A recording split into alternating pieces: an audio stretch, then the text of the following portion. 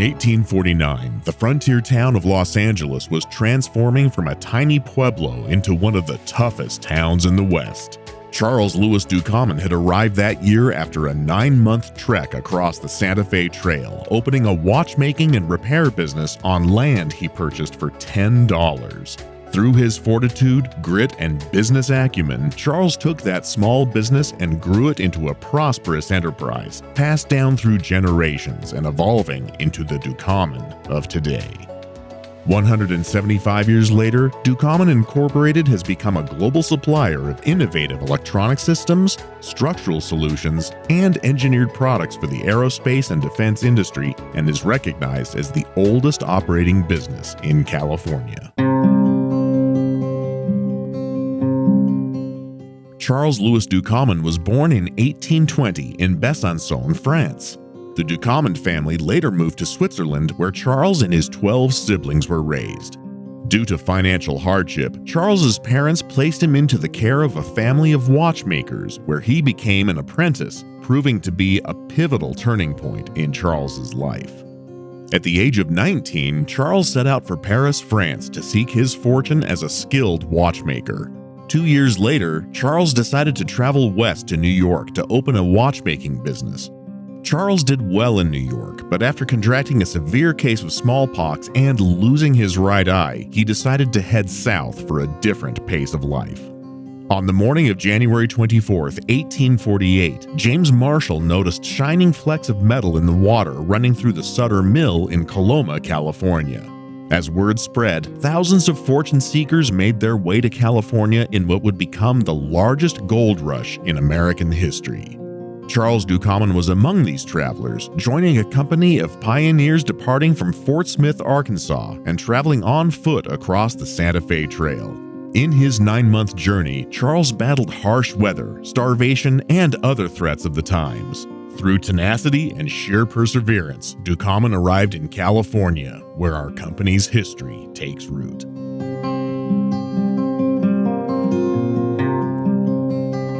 In 1849, Charles L. Ducommun opened his first shop in the growing town of Los Angeles. What started out as a watchmaking business quickly evolved to become a supply store for gold miners and ranchers. In the years following, Ducommun outgrew his first and second locations and moved into one of the first 3-story buildings in Los Angeles, built by supplies provided by what was now called the Ducommun General Store. Journals of sales from these early years record a variety of products sold at the Ducommun General Store, but through his diversification, Charles remained true to his roots as a watchmaker. Ducommun clocks and instruments were used to track the official time for the city of Los Angeles, known as Ducommun time. Over the next several decades, the Ducommun General Store continued to serve the needs of the exploding population of Los Angeles.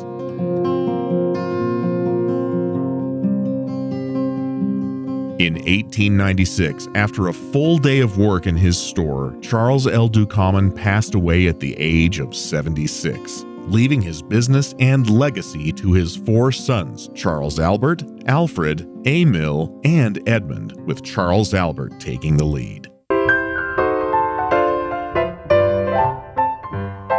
Under the leadership of Charles Albert, the Ducommun brothers incorporated the business in 1907 as the Ducommun Hardware Company and committed to becoming a large-scale metals distributor. The brothers made a strategic move to a larger store located next to the railroad, ideal for the receiving and shipping of goods. From this store, the Ducommun Hardware Company significantly expanded its metal supply business, feeding copper, brass, and steel to the emerging defense industry during World War I. In 1920, Charles Albert made the critical decision to support early aircraft designer Donald Douglas with a line of credit. This has proven to be one of the most significant strategic moves in Ducommun's early history, steering the company down a path upon which we continue today. In 1927, aviation pioneer Charles A. Lindbergh piloted the first transatlantic flight from New York to Paris aboard the Spirit of St. Louis, an aircraft that proudly contained Ducommun tubular steel. Ducommun products also flew with aviation pioneers Alan and Malcolm Lockheed and T. Claude Ryan. By 1939, Ducommun had expanded into several different industries beyond aviation, including oil, agriculture, and even movies. The company continued to grow its relationship with the aviation industry, supplying metals and processed metal parts for aircraft before formally changing its name to Ducommun Metals and Supply Company in 1942. When the United States entered World War II, Ducommun's large inventory of stainless and carbon steel fed the production of military aircraft and ships. Ducommun Metals and Supply Company was now recognized as one of the leading metals materials distributors in the western United States. By the 1960s, Southern California had developed into an aerospace hub, and Ducommun again diversified to support the growing space program. In 1962, astronaut John Glenn flew the Friendship 7 in the first U.S. manned orbital spaceflight, a critical step forward in the space race between the United States and the Soviet Union.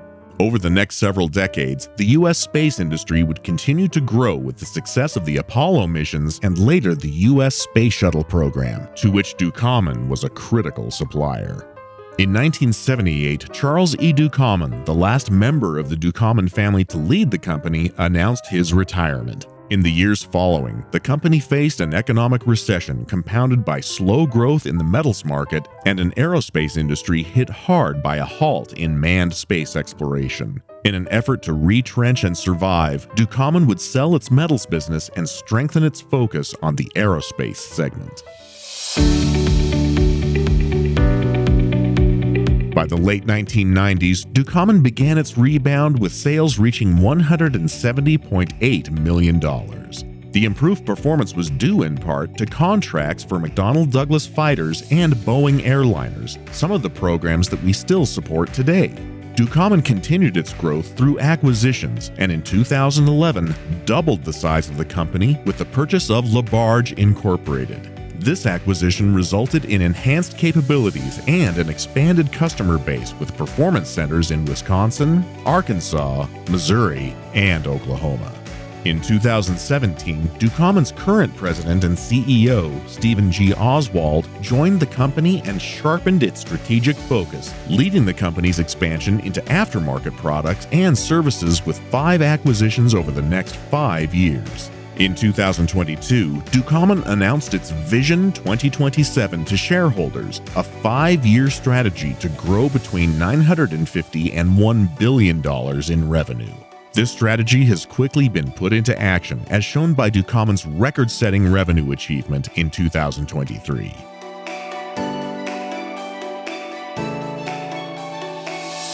Ducommun's continued success can be measured by more than just dollars and cents. Over the last decade, we have doubled down on our investment in local communities through the Ducommun Foundation and through the philanthropic efforts of our performance centers, who have participated in toy and food drives, organized blood donations, and supported local charities with their time and financial contributions. We have supported the next generation of leaders through our multi-year sponsorship of the American Rocketry Challenge, our participation in Manufacturing and Engineers Week, and our ongoing sponsorship of STEM on the Sidelines. We have also celebrated numerous accolades, including Newsweek's Top 100 Most Loved Companies, Orange County Business Journal's Best Places to Work, and most recently, Newsweek's Most Responsible Company.